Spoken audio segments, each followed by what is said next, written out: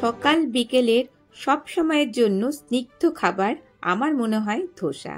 আর যত রকমের ধোসা আছে সবচেয়ে সেরা ধোসা আমার এটাই লাগে।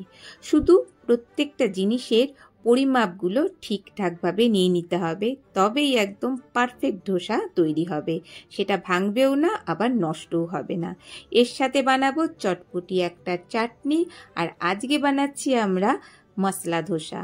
চলো বানানো শুরু করা যাক। আমি অস্মিতা, সবাইকে ওয়েলকাম অস্মিতাস কড়াইয়ে। তো এর জন্য প্রথমেই নিয়ে নেব 1 কাপ ভরে চাল। সেটা হচ্ছে আতপ চাল নিয়েছি, খুব ভালো মতো করে ধুয়ে নিলাম। ধুয়ে এটাকে 4 ঘন্টার জন্য ভিজিয়ে নিয়েছি। ঠিক ওই কাপেরই 1/4 কাপ মানে 4 ভাগের 1 ভাগ নিয়ে নিতে হবে বিউলির ডাল। সেটাকেও তাই খুব ভালো মতো ধুয়ে ভিজিয়ে নেব। তার সাথে আমরা একটু দিয়ে দেব মেথি, 1 চামচের মতো মেথি দিয়ে দিলাম, তাহলে টেস্টটা একদম রেস্টুরেন্টের মতো হবে। তো এবার এটাকে ঢেকে 4 ঘন্টার জন্য রেখে একটা ফ্রাইং প্যান বসিয়ে দেব। তাতে নিয়ে নেব 1 চামচ তেল, যে কোনো তেল নিলেই হবে। নিয়ে নেব কয়েকটা শুকনো লঙ্কা, 1/2 চামচ সর্ষে, 1/2 চামচ জিরে, অল্প একটু হিং, আর নিয়ে নেব 1 চামচ বিউলির ডাল, 1 চামচ ছোলার ডাল। খুব ভালো মতো করে এটাকে একটুখানি ফ্রাই করে নিয়ে এরপর নিয়ে নেব শুকনো নারকেল। এটা শুকনো নারকেল যদি না থাকে ফ্রেশ নারকেলও এর মধ্যে দেওয়া যেতে পারে। আর শেষে দিয়ে নেব কয়েকটা কারি পাতা। দিয়ে সবগুলোকে একসাথে 2-1 মিনিট এভাবে নেড়ে চেড়ে নেব।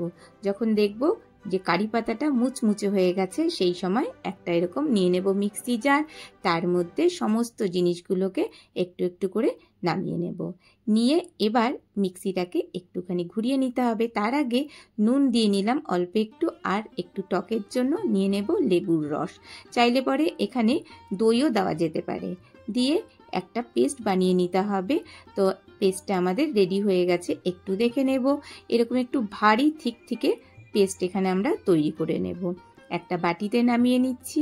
আর এখানে যখন আমি পেস্টটা তৈরি করছিলাম তখন এর মধ্যে 3-4 চামচ জল নিয়ে নিয়েছিলাম। এটা আর তড়কা দেওয়ার দরকার নেই, জাস্ট এরকম একটা কারি পাতা দিয়ে আমি এটাকে সার্ভ করব। এটা রুটি পরোটার সাথেও খেতে ভীষণ ভালো লাগে। এদিকে নিয়ে নিলাম যে চালটা ছিল আমাদের ভেজানো, সেটাকে একটু দেখে নেব। এটা অনেকটা নরম হয়ে গেছে এবং ফুলেও গেছে। তো এবার একটা মিক্সি জারের মধ্যে আমরা এটা নামিয়ে নেব। চাইলে পরে শিলে বেটেও নেওয়া যেতে পারে। এবারে নিয়ে নেব এর মধ্যে কিছুটা চিড়ে। তো চিড়েটাকে আমি ভিজিয়ে রেখেছিলাম, 1 চামচ চিড়ে, সেটাকে এই চালের মধ্যেই দিয়ে নেব। নিয়ে কিছুটা পরিমাণ জল দিয়ে নিতে হবে, না হলে মিক্সিটা ঘুরানো যাবে না। তবে খুব বেশি জল কিন্তু আমরা এখানে নেব না।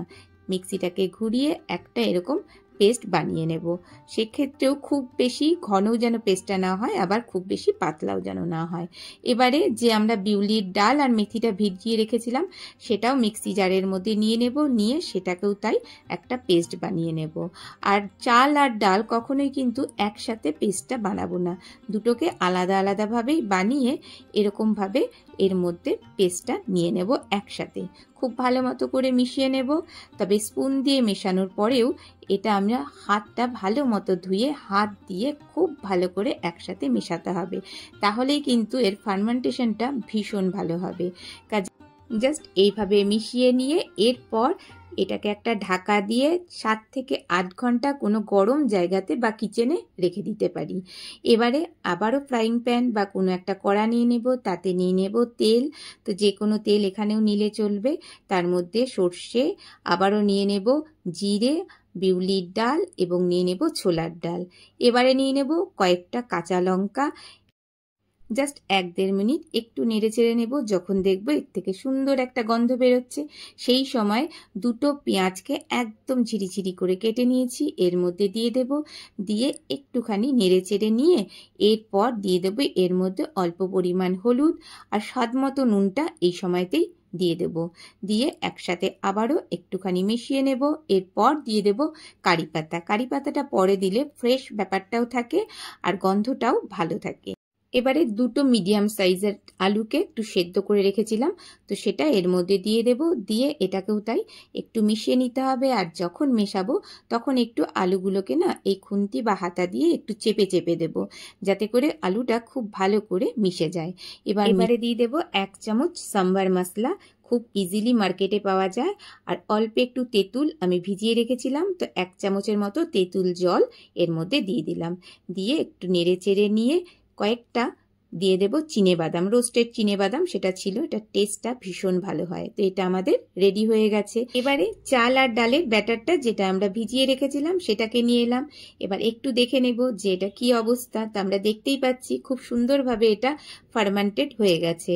তো এবার এখান থেকে আমি কিছুটা পরিমাণ তুলে নেব। মানে এখন যদি আমি দুটো ধোসা বানাই তো দুটো ধোসার মতো নিয়ে নেব ব্যাটার। আর বাদ বাকিটা এখন ঢেকে ফ্রিজে রেখে দেব। আবার যখন মনে হবে তখন আমরা এটা বানিয়ে খেতে পারি। এর মধ্যে এবার নিয়ে নেব নুন, নুনটা আমরা আগে দিইনি। তো এবারে খুব ভালো মতো করে মিশিয়ে নেব। আর এর কনসিস্টেন্সিটা ঠিক এরকমই হবে। আর কতটা হালকা তৈরি হয়ে গেছে, একদম রেডি। এদিকে কাস্ট আয়রনের একটা ধোসার তাওয়া আগেই বসিয়ে দিয়েছিলাম গরম হওয়ার জন্য।